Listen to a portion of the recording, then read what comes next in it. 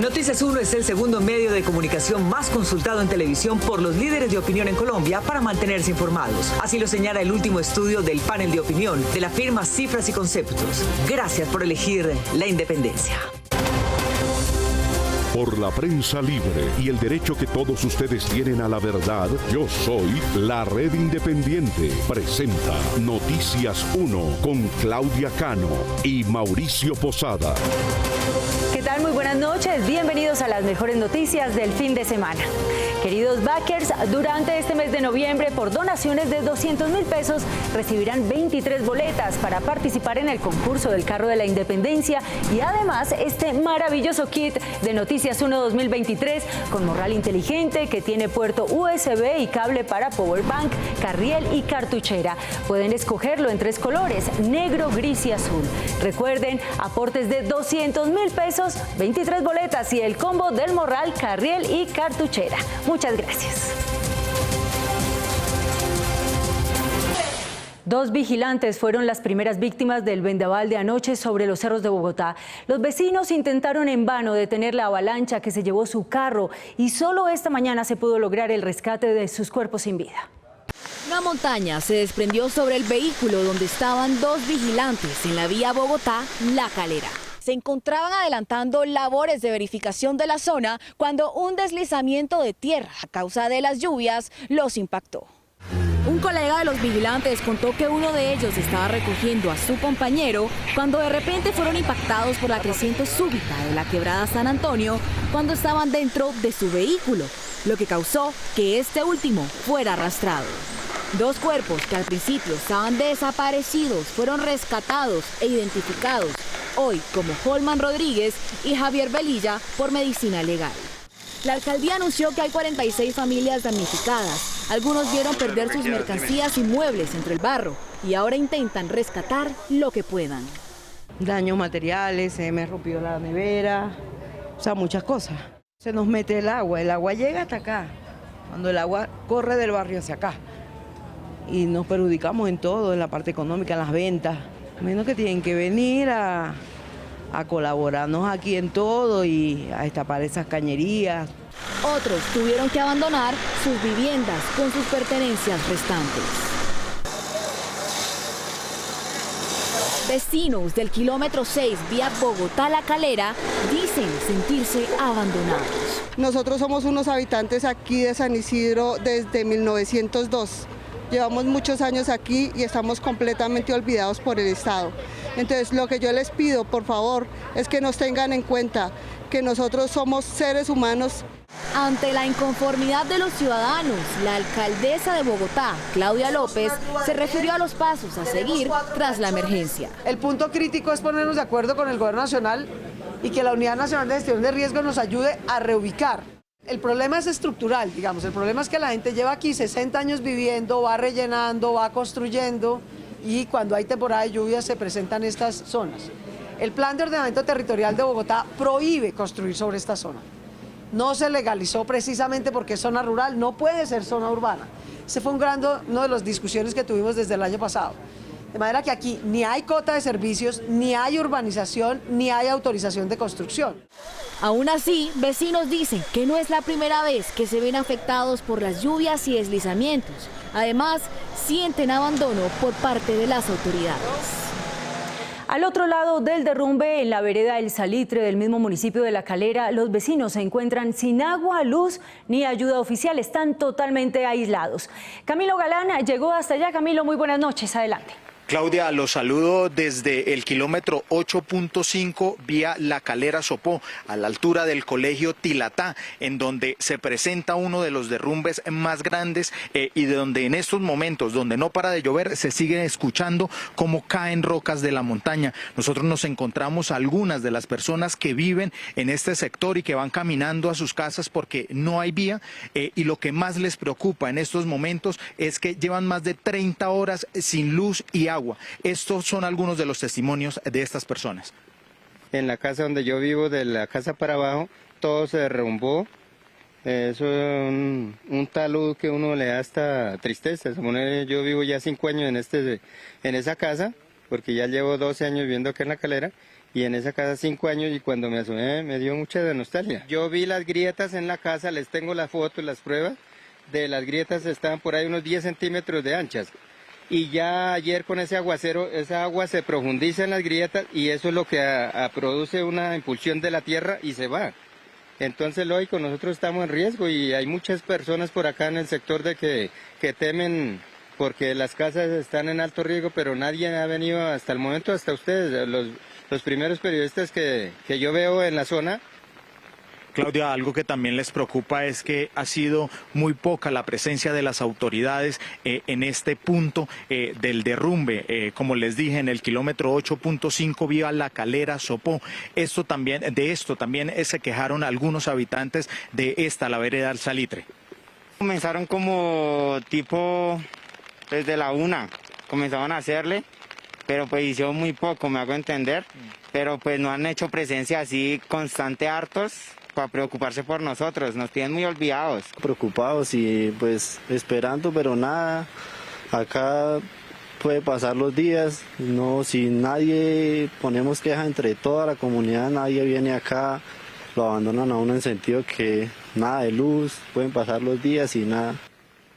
Claudia, me despido desde este punto, el kilómetro 8.5 de la vía La Calera, Sopó, a la altura del colegio Tilatá, donde lastimosamente no deja de llover y donde la montaña, según lo que nosotros estamos viendo, se sigue derrumbando poco a poco. Continúen ustedes con más información en estudio.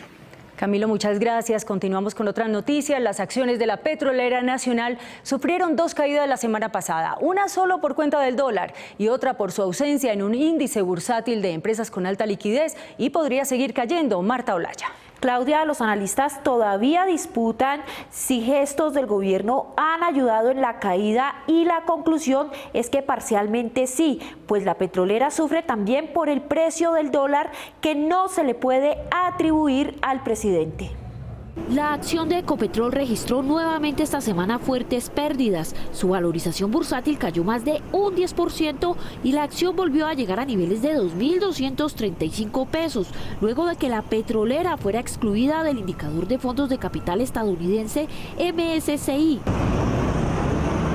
Pero la caída de la acción de la petrolera está relacionada con la posición del gobierno Petro frente al sector de hidrocarburos. La caída en el precio de las acciones de Ecopetrol no es culpa directamente del actual gobierno, del cambio de gobierno, sino que simplemente se debe a una decisión que se tomó de sacar de un índice bursátil a esta compañía, que tal índice es replicado por algunos fondos de inversión, algunos inversionistas, que ante la salida del índice tienen que salir a vender estas acciones. Sin embargo, hay quienes consideran que la exclusión de este índice internacional sí puede estar relacionado con la incertidumbre frente a las medidas que el gobierno Petro pueda tomar al interior de la compañía. Este es apenas el inicio de un reacomodo de los principales portafolios internacionales en Colombia y llama poderosamente la atención que haya sucedido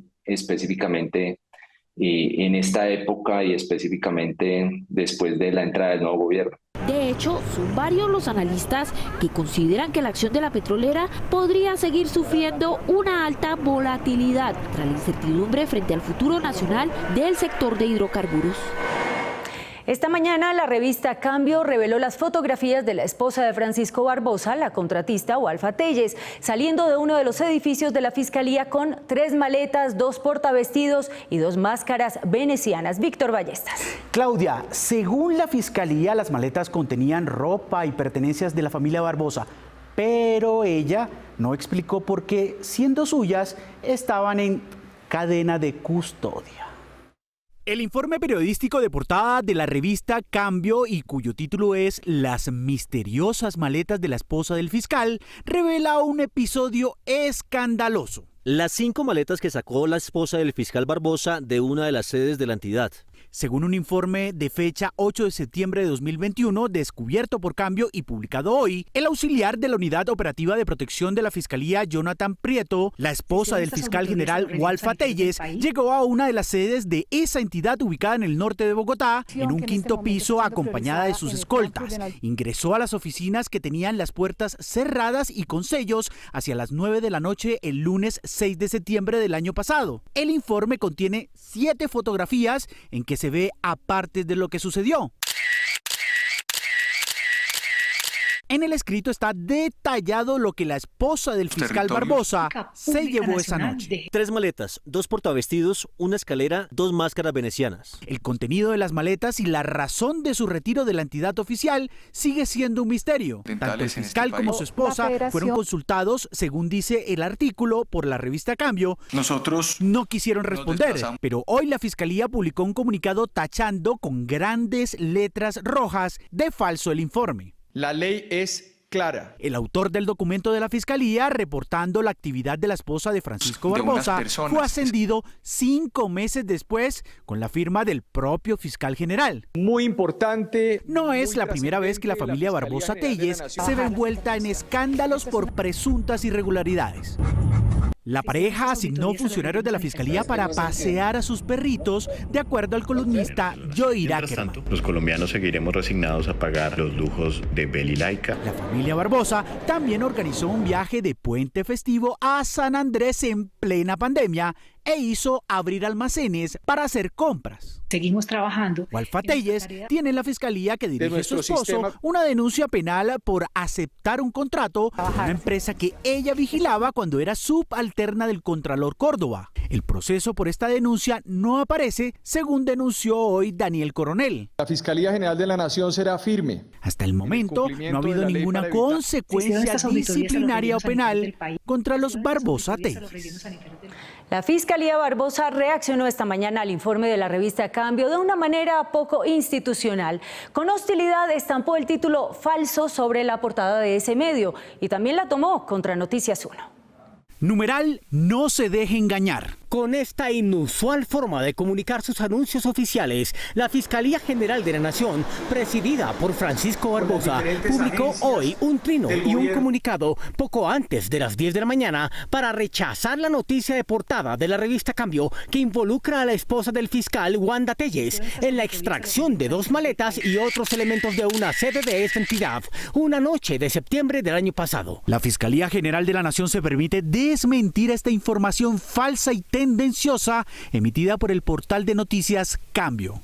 El trino fue complementado con una gráfica montada por funcionarios públicos de la misma fiscalía en que aparece la portada de Cambio de hoy, con el título Las misteriosas maletas de la esposa del fiscal, pero sobre la cual le sobreimpusieron la palabra falso en grandes letras rojas. Y no existe ningún tipo de problema en el comunicado en que llaman portal a la revista Cambio, al parecer de manera peyorativa, la Fiscalía afirma que las maletas que extrajo la esposa del fiscal eran suyas y añade que otras interpretaciones sobre el hecho pueden vulnerar los derechos del fiscal, su esposa y su hija.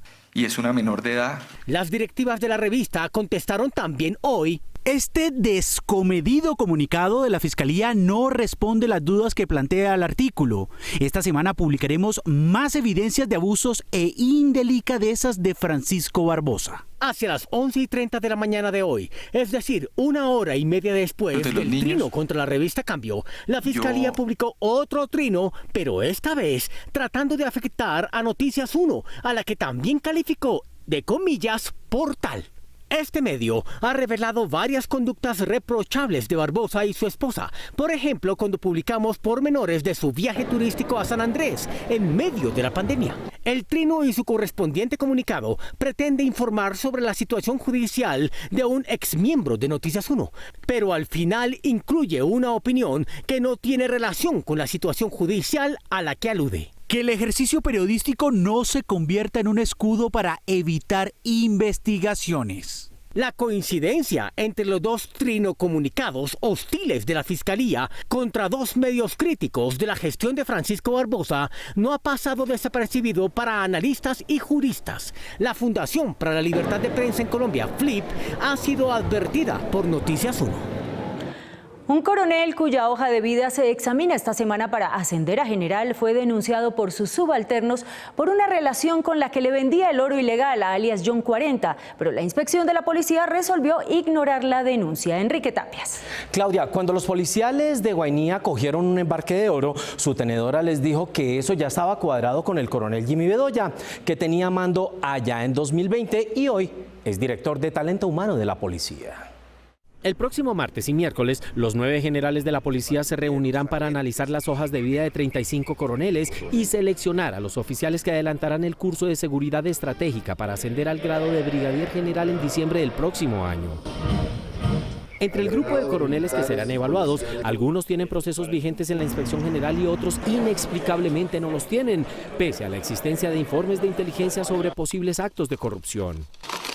Noticias 1 conoció varios informes de inteligencia que señalan la posible cercanía y participación del coronel Jimmy Bedoya Ramírez en actividades relacionadas con el tráfico ilegal de oro cuando era comandante de la policía del departamento de Guainía. Actor criminal, ¿qué causa este hecho? Un grupo de oficiales y suboficiales les dijeron a la contrainteligencia y a la Dijín que el coronel Bedoya, actual director de talento humano de la policía, tenía cercanía con una reconocida negociadora de oro que ilegalmente movía el metal precioso de John 40 en vuelos charter que aterrizaban en el aeropuerto de Inírida y que posteriormente salían con rumbo al departamento de Antioquia. Según informes de inteligencia de la policía, el 12 de julio de 2020, una mujer que iba escoltada por un vehículo de la policía hasta la puerta del aeropuerto intentó enviar 15 kilos de oro ilegal en una avioneta. Al momento de ser descubierto, tenía conocimiento el comandante de la policía del departamento, el coronel Bedoya. Los mismos informes señalan que la mujer se habría reunido en varias oportunidades con el alto oficial.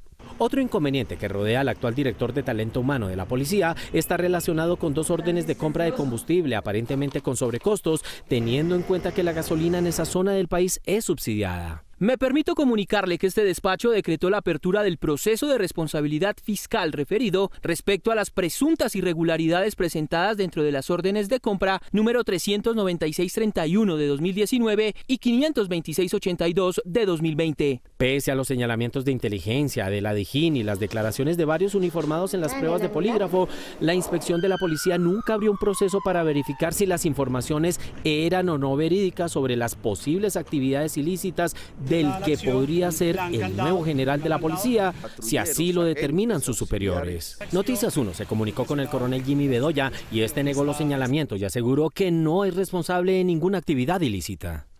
Por lo menos uno de los presuntos acosadores sexuales denunciado en la conferencia COP27 de Egipto podría no ser colombiano, sino usuario ilegal de una acreditación expedida para un invitado de Colombia. Miguel Ángel Peñaranda. Claudia, así lo intenta explicar el gobierno, pero finalmente dice que sea quien sea el presunto acosador restante, este no sería de la comitiva del gobierno, sino de las demás organizaciones participantes. La denuncia del secretariado de la COP27 en Egipto, en donde estuvo la semana pasada el presidente Petro, según la cual 2 miembros de la delegación de Colombia involucrados en acoso sexual, produjo la expedición de un comunicado de la Cancillería. Hemos procedido a suspender las acreditaciones de estos 2 delegados mientras el secretariado avanza en la investigación. Poco después, el propio Ministerio de Relaciones Exteriores reformó su comunicado dándole un tinte más diplomático. El Ministerio de Relaciones Exteriores, actuando en calidad de punto focal nacional ante la convención, ha procedido a suspender las acreditaciones de estos 2 delegados. Cuando las especulaciones periodísticas se multiplicaron, el ministro del Interior, Alfonso Prada, trató de explicar la situación en 5 mensajes en Twitter para advertir que los denunciados no estaban plenamente identificados como colombianos y que al menos uno de estos podría haber sido suplantado. Nos suministraron el nombre de una persona como parte de los acusados de presunto acoso sexual y verificamos plenamente que esa persona no viajó nunca a la COP27, por lo que pudieron utilizar credenciales de colombianos ilegalmente. El propio presidente Petro intervino en el debate epistolar reclamando precisión en la información de un periódico. Esto es una calumnia. La presidencia no tiene delegados y las personas que fueron acusadas no son de la presidencia ni funcionarios públicos. Por su parte, la viceministra de la Cancillería, Laura Gil, puntualizó advirtiendo que no todos los colombianos que fueron a la COP27 eran funcionarios del gobierno. La delegación colombiana está compuesta de funcionarios del gobierno, miembros de la sociedad civil, empresarios empresarios y representantes de otras ramas del poder. Las acusaciones no estaban dirigidas a funcionarios del gobierno. A última hora, el gobierno fue enterado de 2 nombres de colombianos acreditados a la COP27, pero no son funcionarios del gobierno. Se sabe que una mujer fue intimidada por los 2 colombianos en un bus. Se les investigará por conducta impropia y por atemorizarla. Alemania y otras selecciones han pedido un fondo de compensación FIFA para los obreros muertos construyendo los estadios del Mundial, lo que indican los indicadores.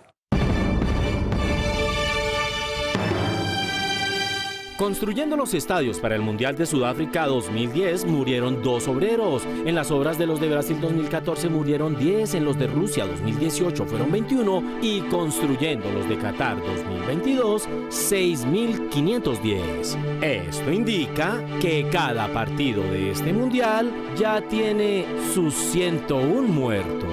Esto es lo que indican los indicadores. Los tiempos en los que se ha creado la cultura del ahorro no son los de prosperidad, sino los de escasez, como la crisis de inflación que se anuncia. Las finanzas personales han cobrado mayor relevancia tras el coletazo de la pandemia, pues con la subida del costo de vida que enfrenta el mundo, hacer un buen manejo del dinero es fundamental para tener estabilidad financiera. Aunque el ahorro depende del salario de cada familia, aplicar esta práctica y hacer un balance mensual puede servir para hacer rendir el dinero. Lo primero es que hay que crear una cultura de ahorro para que siempre tengamos el hábito de reservar una pequeña porción de nuestros ingresos según las capacidades de cada persona. 2, hay que buscar alternativas para poner esos ahorros a crecer. Existen muchas herramientas, pero lo importante es asesorarse con expertos para invertir de manera segura. Y 3, en cuanto al endeudamiento, lo fundamental es tener conciencia sobre las razones por las cuales se va a asumir ese crédito y fijarse muy bien en las condiciones que tiene, de manera de saber que podemos asumir esa responsabilidad y no afectar el historial crediticio. Reservar dinero para pagar las deudas también le ayudará a mejorar sus finanzas personales, generar ingresos extra que pueda ayudarle a cubrir sus necesidades básicas y tener precaución de no gastar de más cuando tenga más ingresos. Una vez confirmado que un grupo de pastores entró al recinto a convencer a senadores de votar contra el impuesto a los negocios no religiosos de las iglesias, su ponente anunció que volverá a presentar la iniciativa. Gustavo Monge. Claudia, hay pastores que reconocen que esos negocios deben pagar impuestos, pero también dentro de la alianza de gobierno hay quienes dicen que ellos ya los pagan. La iniciativa de incluir a las iglesias en la reforma tributaria volverá a ser presentada ante el Congreso. Así lo advirtió la representante Catherine Miranda, quien afirma que los negocios que tienen varias religiones me quedé sola dando esta batalla. No pagan impuestos porque reúnen en corporaciones negocios como hoteles, restaurantes y otras actividades comerciales. El pastor Alfredo Saade, quien acompañó en campaña al presidente Gustavo Petro, es el líder de la Iglesia Centro Cristiano y anunció que se reunirá con la congresista Catherine Miranda para explicar el modelo tributario de esta organización. Es hora también de que nos pongamos a revisar a esos casos, y si hay algún caso como ese, creo que es necesario hacer que se haga la división correspondiente. Pero mientras eso sucede y se radica en el Congreso la nueva iniciativa, es creciente la polémica generada por la presencia inusitada de pastores lobistas en el Congreso, como lo afirmó la representante de la Alianza Verde en un trino. Estoy viendo un desfile de pastores haciendo lobby en el Congreso por mi impuesto a las iglesias. La columnista de la revista Cambio, Ana Bejarano, también señaló en su comentario de hoy: varios líderes religiosos y sus equipos de incidencia legislativa fueron ingresados por la senadora Lorena Ríos de Justas Libres. Colombia les necesita. Incluyó también una fotografía con los regalos que los pastores entregaron en el Congreso, como Biblias en las que se leía la dedicatoria. Honorable senador, este es un regalo de la Iglesia Centro Mundial de Avivamiento. Otros sectores del Congreso también consideran que las iglesias deben ser grabadas si sus negocios son ajenos a la labor social que efectúan. Si una iglesia a través de su personería jurídica tiene otras actividades que generan ingresos que no son el rito, como explicó la DIAN, que habían actividades de ganadería, de hotelería, de restaurantes que no tienen nada que ver con el rito, arrendamientos de espacios, pues eso debe ser grabado. El lobby de los pastores continuará para no dejar prosperar nuevas iniciativas que pretendan grabar a sus iglesias.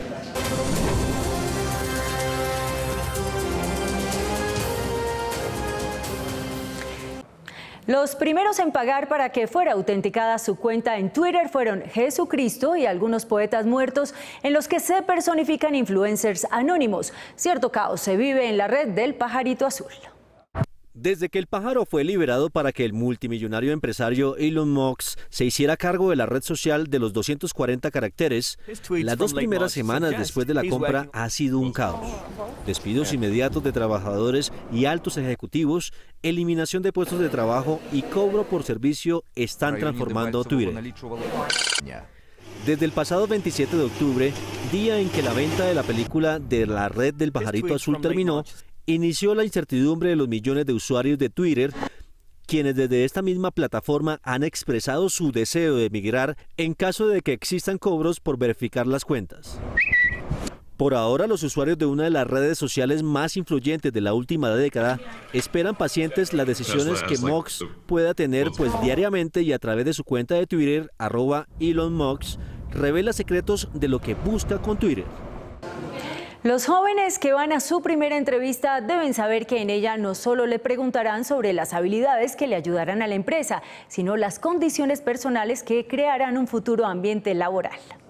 Todos hemos tenido que buscar trabajo activamente y presentarnos a entrevistas por primera vez con una compañía que no conocemos. Por esto es importante investigar sobre sus valores y cultura empresarial. Si puedes entrar y revisar en el área al que tú te vas a presentar, qué tipo de perfiles manejan, o si puedes entrar a ver hacia dónde está enfocada las funciones que vas a poder presentar, para que cuando te pregunten por qué te interesa este trabajo, tengas claro hacia dónde vas a llegar. Otra recomendación es tomar apuntes durante la entrevista. Esto denota interés, y cuando el entrevistador le pide al postulante que se presente, espera que diga más detalles y no solo lo que se encuentra en la hoja de vida. Lo que queremos es conocer a esa persona, conocer al ser humano que va a estar dentro de nuestra organización. Además de sus conocimientos, lo que el seleccionador de talentos quiere es ver qué tipo de persona se está postulando al puesto e identificar si su forma de ser se ajusta a lo que buscan. Entonces, entre más transparente y sincero sea la persona, más chévere puede uno conocerlo honestamente y saber que cuando la persona va a ingresar, en qué podemos soportarnos y en qué debemos apoyarlo a él también. Según los expertos, ser sincero y transparente, mostrando nuestra forma de ser, es lo mejor que podemos hacer durante las entrevistas. Llegamos así al final, pero no olviden seguirnos, suscribirse y activar sus notificaciones en Quay, Instagram y YouTube. Noticias 1 Colombia, en Facebook nos encuentran como Noticias 1 y en Twitter @Noticias 1. Nos vemos en las redes sociales y mañana lunes festivo a las 8 de la noche aquí en Cable Noticias con las mejores noticias del fin de semana. A ustedes gracias por elegir la independencia. Este mes de noviembre, por donaciones de 200.000 pesos, recibirán 23 boletas para participar en el concurso del carro de la independencia y además este maravilloso kit de Noticias 1 2023 con morral inteligente que tiene puerto USB y cable para Powerbank, carriel y cartuchera. Pueden escogerlos en 3 colores, negro, gris y azul. Recuerden, aportes de 200.000 pesos, 23 boletas y el combo del morral, carriel y cartuchera. Muchas gracias. Noticias 1 es el segundo medio de comunicación más consultado en televisión por los líderes de opinión en Colombia para mantenerse informados. Así lo señala el último estudio del panel de opinión de la firma Cifras y Conceptos. Gracias por elegir la independencia.